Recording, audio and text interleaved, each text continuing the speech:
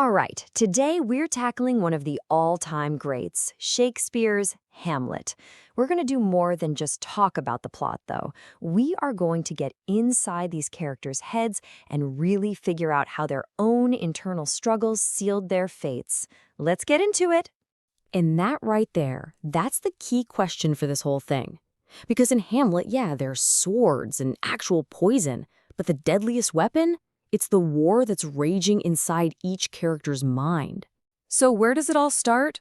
It kicks off with a ghost, of all things, and one heck of command. Go avenge your murdered father. That one mission, that one quest for vengeance, it's the spark that lights an absolute firestorm. And as you'll see, that fire ends up burning everyone it touches. And sitting right at the heart of that firestorm is the prince himself. To really get this play, you've got to understand the man at the center of it all. So who is this guy Hamlet? Well, he's not your typical action hero, that's for sure. He's incredibly sensitive, he's thoughtful, but that's also his biggest problem. He is just plagued by indecision, this constant churning turmoil in his head that basically paralyzes him. Okay, let's just quickly define a term we're going to be using a lot here. Mental conflict. Think of it as the ultimate internal battle, right? It's this tug of war between what a character wants to do, what they feel they have to do, and all those nagging doubts in between. For Hamlet, this is everything. And this pretty much boils Hamlet's entire struggle down perfectly. His goal seems straightforward. Avenge Dad, but his real obstacle isn't some big army or a castle wall, it's the war going on right inside his own head. He's totally trapped between this noble idea of justice and the ugly, brutal act of revenge. And this is where the tragic irony just hits you like a ton of bricks. He actually does it. He gets his revenge. But at what cost? He ends up dying from a poisoned sword, which is just the most perfect metaphor for how that poisonous conflict inside him finally took him down. But here's the thing. Hamlet isn't just spiraling on his own. So now let's turn to the royal couple who basically lit the fuse for this whole tragedy in the first place, Claudius and Gertrude. First up, Claudius. This guy is ambitious, he's cunning, he's your classic villain who literally murdered his own brother for the throne. And then you have Gertrude, Hamlet's mom, whose entire character is thrown into question by one thing, marrying her husband's killer, shockingly fast. It just makes you wonder about everything. Oh, this part is just genius. Hamlet sets up a play that's basically a reenactment of his father's murder. He doesn't need a confession. He just needs to watch Claudius's face. And the king's reaction? It's a total giveaway. It's the first real crack you see in that cool, villainous exterior.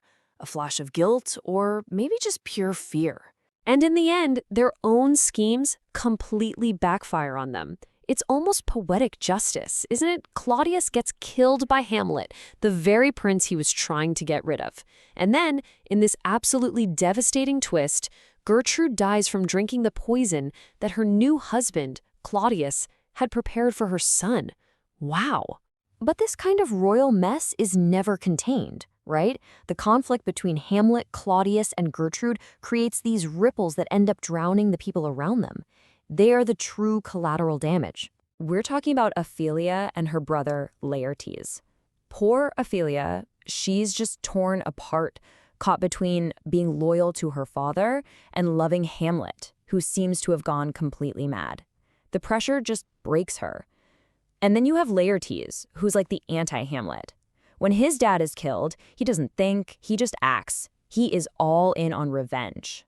And that's the thing, these two aren't really in control of their own stories. They're just the first dominoes to get knocked over. Ophelia's breakdown comes directly from Hamlet's crazy behavior and her dad's scheming. And Laertes' rage? It's a direct reaction to what Hamlet and Claudius have done. And their endings are every bit as tragic. Ophelia is lost, a victim of her own shattered mind.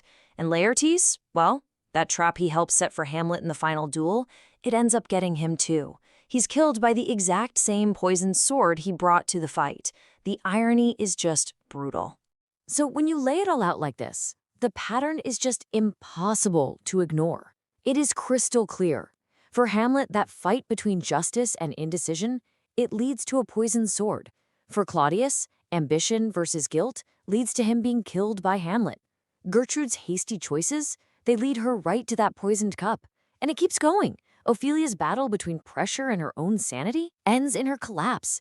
Laertes' all-consuming need for revenge, he dies by that same poisoned sword. For every single one of them, their internal war directly leads to their external end. So all of this has been building and building and building, and it all leads here, the climax of the play.